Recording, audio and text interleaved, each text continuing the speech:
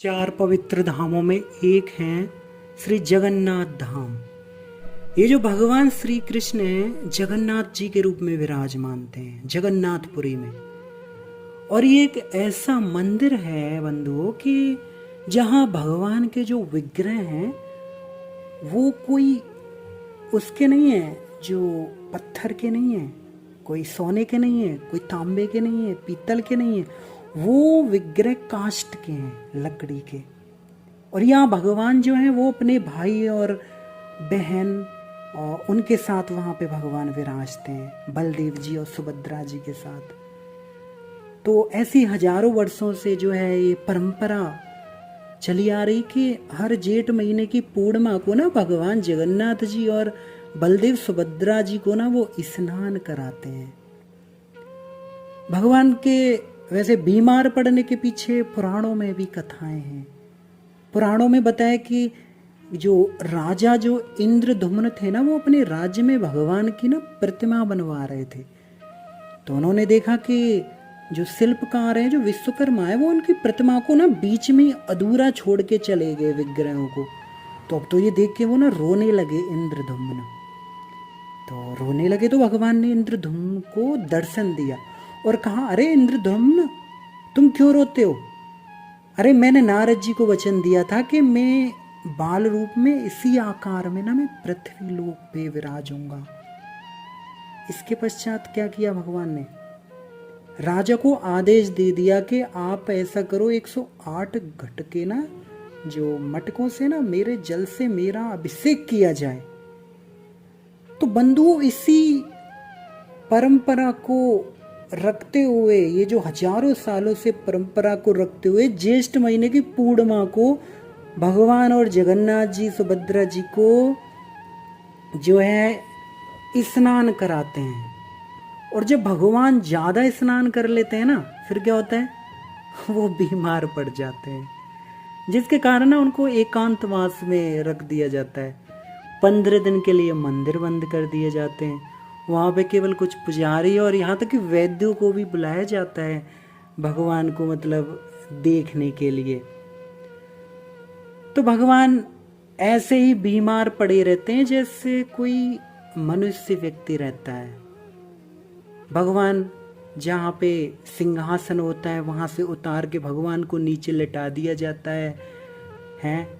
जो भगवान जो वस्त्र जो सिंहासन पे पहनते थे उनको उतार के बिल्कुल सादे वस्त्र, एकदम सूती श्वेत वस्त्र, उनको सारे आभूषण उतार देते हैं। भोजन में क्या मिलता है? उनको 56 भोग नहीं खिलाते भगवान को, केवल फल जूस। उनको रक्त चंदन कस्तूरी का लेप करते हैं। और जो 10 मूलारिष्ट जिनके अंतर्गत जैसे नीम, हल्दी, हरड़, बहेड़ा, लौंग, ये जो जड़ी बूटियां हैं ना, इनका भगवान को काढ़ा पिलाया जाता है। रात्रि को भगवान को मीठा दूध पिलाया जाता है। तो भगवान की ऐसे सेवा होती है। और वास्तव में जगन्नाथ जी का जो शरीर है ना वो एकदम तप रहा होता है, जैसे बीमार व्यक्ति का शरीर तपता रहता है। श्री गौर किशोर दास बाबा जी तो इसका एक रहस्य बताते हैं कि भगवान जगन्नाथ जी क्यों बीमार पड़ जाते हैं।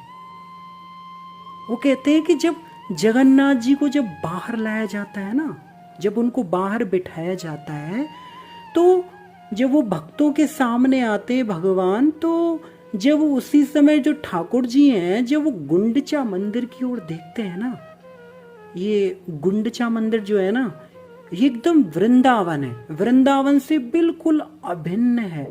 जब जगन्नाथ जी की दृष्टि जब वहां पड़ जाती है ना, तो जगन्नाथ जी क्या करते हैं, जब वहां पे किसको देखते हैं?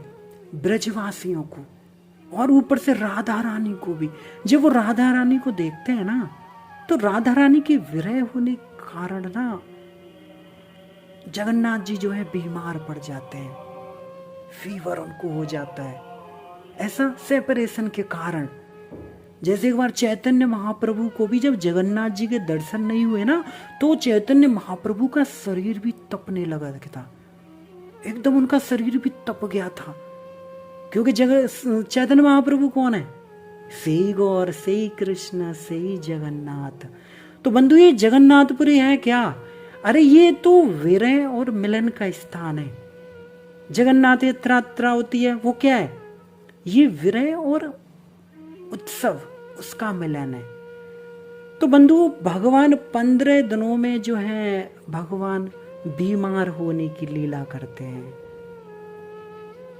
और भी वैसे तो भगवान को कौन बीमार कर सकता है ना? भगवान तो पूरे त्रिभुवन के मालिक हैं, है ना, सर्वशक्तिमान हैं। लेकिन फिर भी भगवान अपने भक्तों को आनंद देने के लिए, उनकी लीलाओं में खुद का भी आस्वादन लेने के लिए भगवान भी अपने भक्तों के साथ लीलाएं करते हैं ना। तो पुराणों में भी एक लीला है कि भगवान एक भक्त के कारण भी ऐसा बताते हैं कि उन्होंने उसकी बीमारी भगवान ने खुद ले ली, कि मैं अपने भक्त की बीमारी में खुद ले लेता हूँ। उड़ीसा में ना एक जगन्नाथपुरी में एक भक्त रहते थे, उनका नाम था, क्या था? श्री माधव दास जी। वो एकदम अकेले रहते थे, उन्हें संसार से कोई लेना देना नहीं था। अकेले बैठे बैठे भजन करते रहते थे, रोजाना बस जगन्नाथ जी का ही दर्शन करते रहते थे। जगन्नाथ जी को ना वो एकदम अपना सखा जैसा मानते थे, हमेशा प्रभु के साथ खेलते थे। तो भगवान ने भी इनके साथ लीलाएं की। तो एक बार ना माधव दास जी को ना अतिसार रोग हो गया, जैसे उल्टी दस्त रोग होता है। अब तो उनका जो शरीर है वो एकदम दुर्बल हो गया, वो उठ बैठ भी नहीं सकते थे। पर जब तक इनसे बना, इन्होंने किसी से भी सेवा नहीं ली। अपनी सेवा वो स्वयं करते थे, किसी से भी नहीं लेते थे। अगर कोई कहता कि महाराज जी हम करते हैं आपकी सेवा, तो वो कहते नहीं नहीं, मेरे तो एक जगन्नाथ ही हैं, वही मेरी सेवा करेंगे, वही मेरी रक्षा करेंगे। तो अब तो एक टाइम ऐसा आ गया कि उनका जो रोग है ना वो बहुत ज़्यादा बढ़ गया। वो तो अब चारपाई से उठने लायक भी नहीं रहे, इतने असमर्थ हो गए। तो क्या हुआ? श्री जगन्नाथ भगवान स्वयं उनके घर पधार गए उनकी सेवा करने के लिए। बोल जगन्नाथ भगवान की जय। तो जगन्नाथ जी कहते हैं हम आपकी सेवा करते हैं। अब तो भक्तों के लिए तो भगवान हमेशा सेवा के लिए तत्पर रहते हैं। जैसे भक्त भगवान की सेवा के लिए रहते हैं, भगवान भी भक्तों की सेवा के लिए रहते हैं। जगन्नाथ जी जो हैं वो उनका मलमूत्र, जो माधव दास जी जो कपड़ों में वो कर देते थे, मलमूत्र त्याग देते थे, उनके कपड़े गंदे हो जाते थे, तो उन वस्त्रों को जो है जगन्नाथ जी अपने हाथों से साफ करते थे, उनके पूरे शरीर को साफ करते थे, उनके कपड़ों को धोते थे। अरे कोई अपना भी घर गृहस्थी में कोई इतनी सेवा नहीं करेगा जितनी स्वयं साक्षात भगवान जगन्नाथ जी ने माधव दास जी की सेवा करी है। जब माधव दास जी को एक दिन होश आ गया ना, तो उन्होंने तुरंत भगवान को पहचान लिया कि अरे ये तो मेरे प्रभु हैं। माधव दास जी ने उनको पूछ लिया, प्रभु अरे आप तो त्रिभुवन के स्वामी हैं, आप मेरी सेवा कर रहे हो हैं? अरे आप चाहते तो मेरा ये जो रोग है ये तो आप 1 सेकंड में आप दूर कर सकते थे, तो ये रोग तो आपने ठीक नहीं किया और मेरी सेवा भी आपने कर ली है। तो भगवान क्या कहते हैं जगन्नाथ जी, माधव दास जी, जो प्रारब्ध होता है ना उसे तो भोगना ही पड़ता है। अगर उसको काटोगे तो इस जन्म में तुम्हारी, देखो मैंने जो सेवा की है ना, उस सेवा से क्या होगा कि तुम्हारे जो प्रारब्ध हैं वो तो तुम्हें भोगने ही पड़ेंगे, जो तुमने जो भी किया है।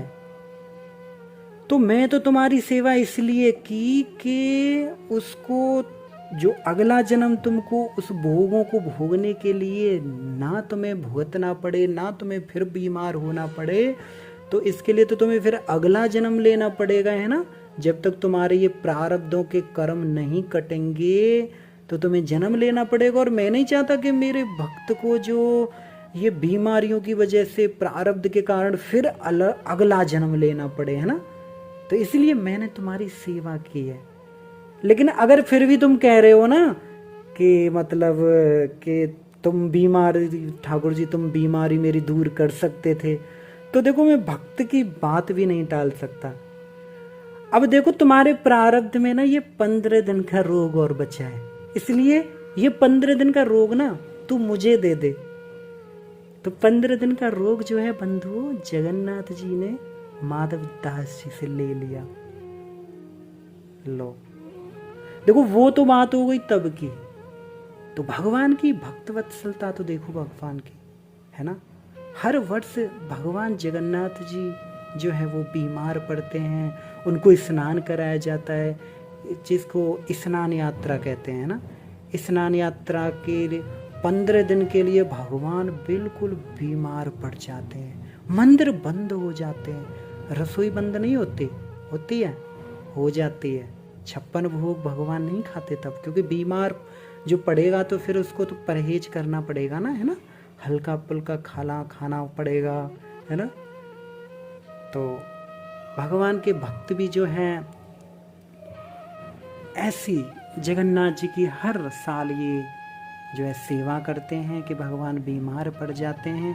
जब 15 दिन बाद जगन्नाथ जी जब ठीक होते हैं तो उससे अगले दिन जो है जगन्नाथ जी सारे संसार पे कृपा करने के लिए जो है जगन्नाथ रथ यात्रा के रूप में जो है ठाकुर जी बाहर निकलते हैं, और सभी लोग जो है लाखों करोड़ों भक्त लोग हैं ना, वो भगवान जगन्नाथ जी की उस रथ यात्रा का आनंद लेते हैं।